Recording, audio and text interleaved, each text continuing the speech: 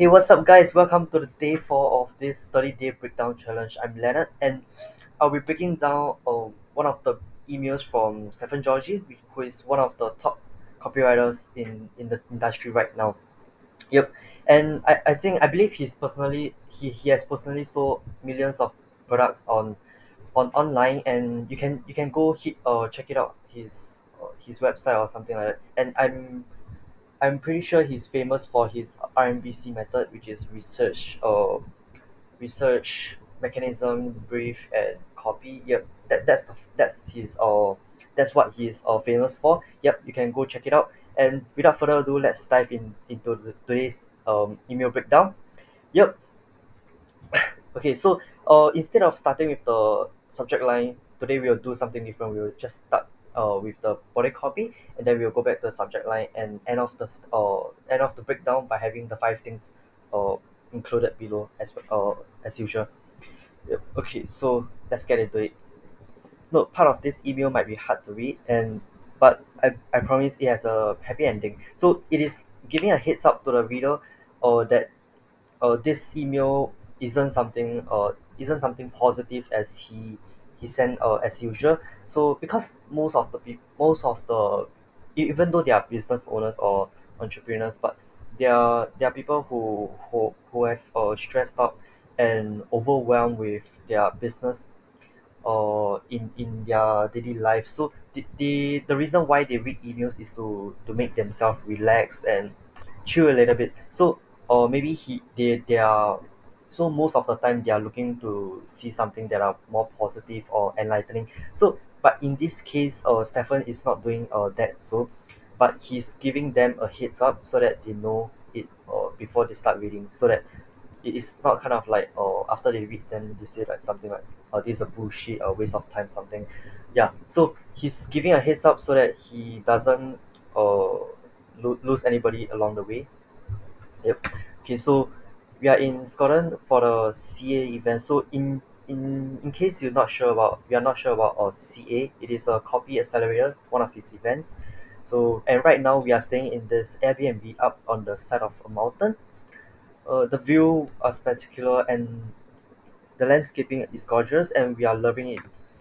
From the windows and the large deck outside the main level, we have 180-degree views looking out of across nearly out of Scotland and Phoenix.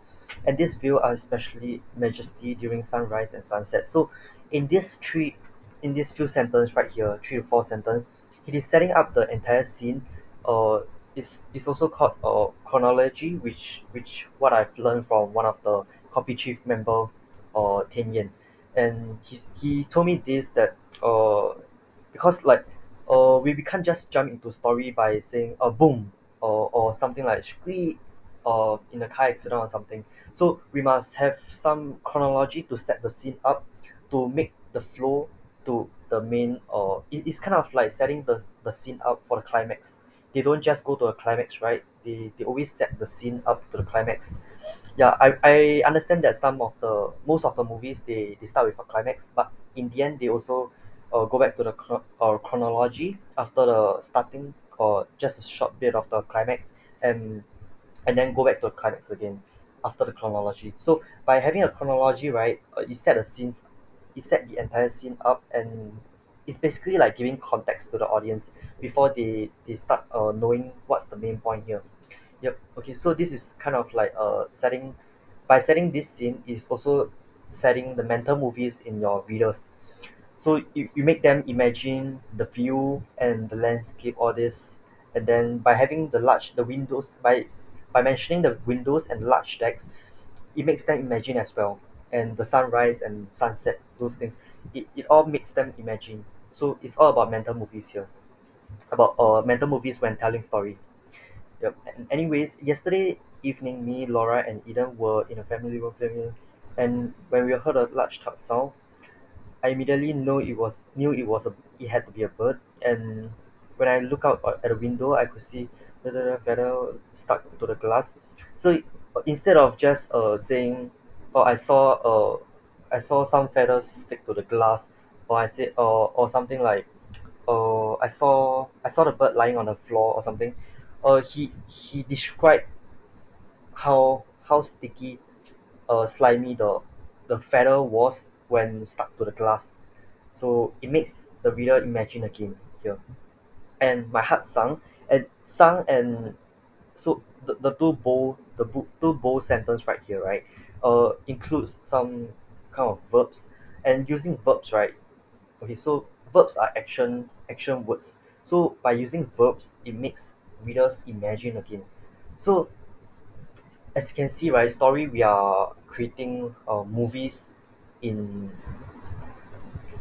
a reader's mind, because we are not doing a video here, we are writing. So the best way to create movies in their reader's mind without us having videos in our sales copy is by having these chronologies, verbs, all these things to bump up the storytelling in for the stories that we are telling to our readers. Yep. And looking down to the ground outside the window, I saw a bird that was contorted and mangled looking. For a minute, I sat there, just staring at it. Then I watched so that after that, though, the bird was trembling and shaking. It looked as if he was shivering. Okay, so again, creating mental movies here, and it left me with a dilemma. Do we try and bring the bird inside and nurse it? So he's thinking about what to do with the bird now. So ultimately, I decided to leave the bird as it was. So showing the readers what he was thinking at the moment. And because while I just didn't think us in the video would do much, and I didn't want to go smash his brain in while robbing the bird. So, and here's where the happy ending comes. Because a few hours later, after Laura and I had gone out to meet with a friend and then returned home, the bird was gone. It's possible some sharp-toothed predator. So that's the worst. That's the negative part. But he's saying the positive part in the next sentence. So, but the higher probability is that the bird recovered and bounced back and flew away. So, by putting the negative part first before the positive part, it brings down the tone of the story and then transition to the main point, which is what we are going through right now. And find inspiring and the efficiency. And I thought about how this, and I okay. So careful right here. He's transitioning now. Soon. Yeah. So I thought about how for these animals, nearly all animals, survival is an instinct, something they will fight for with every fiber of their being. I think we can take a lesson from that when it comes to pursuing our dreams and goals as freelancer, business owners, and entrepreneurs. So he's transitioning here. Yep. Take a lesson. So I'll remember this for every story, right? There must be a lesson for your audience to learn. So that they think, so that it is not a story to just entertain them. It also so by having a lesson to a story, right? It's not only an entertaining story, but it's also a lesson for them to learn. So they will feel inspired by your story. And the next step of inspiring will be taking action. Yep. Which is what you offer in your call to action. Okay, so he's using dialogues here to make the reader think again. So what if failure wasn't an option? What if this was life and death? How would you respond? What actions would you take? What kind of animal would you become? And even before we get to that, looking at your priorities, what are things in your life that you are truly willing to fight for? So, yep. So he's just doing some PS here. Okay. Okay. So he's using dialogue here to make the readers think. Yep. As I said. Okay. So the hook of this entire email is that he want to mention the point on putting in all your effort to make it happen, just like the bird putting in all its effort to survive. Because as he mentioned here, survival is instinct. So survival is a must for these animals. Yep. So putting in all your effort to make it happen, which is to make survival happen for the bird. And for you, for his audience is making the success of their business, their career. So the problem that he's trying to solve for his audience here is struggling to find success in their career. So his most of his audience are like part of his audience is struggling to find success in his their career. So he want them to make it think that they should go all in into their career and not thinking about failure, which is the belief that we are trying to implant it in their mind here. Yep. just like just like how the bird will put in all its effort to survive. Yeah.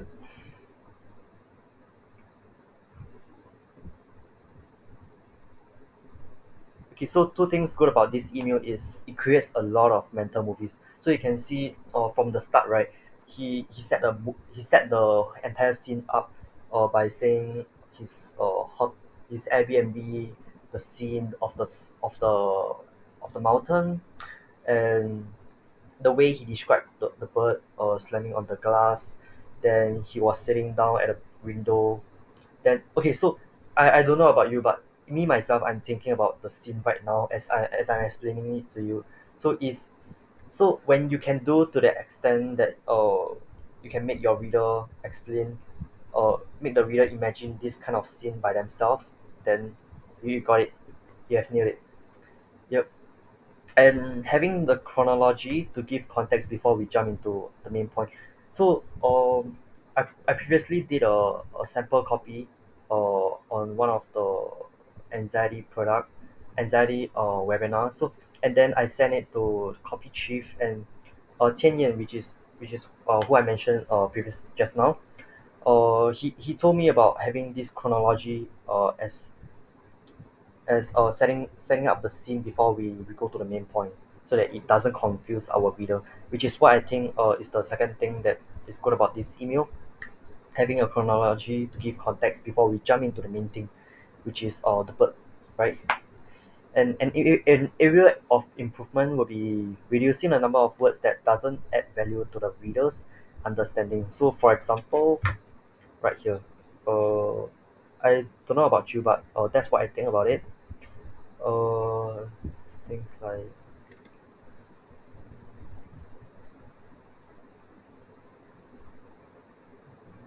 oh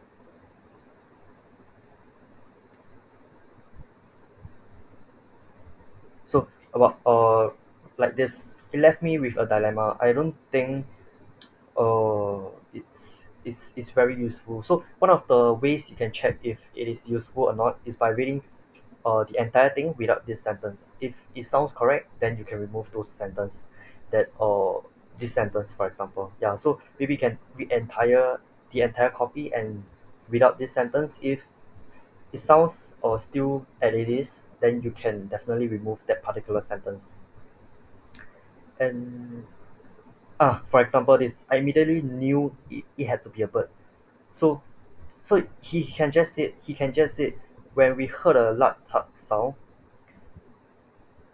then you can transition by adding by rephrasing this sentence and immediately transit to this part. It will sound as good as now. And the only thing that is different is the number of words. And in email, right, we most of the time we must make it short in order to get the reader to get a point across the reader. Yep, uh as few words as possible. Yeah, with as few words as possible in our emails. So as what I learned from Christopher Ozichowski, he said one of his point is in his email checklist was can you cut down 10% of your word count? So that is one of the questions that you can ask yourself after you have write your copy. Yep. So I hope that what I've shared today will help you to implement in your own business and to write better stories to your readers, to your audience. Yep. So if you like it, give me a thumbs up below, and remember to subscribe to be notified for my next video. Alright, thanks a lot. See you again.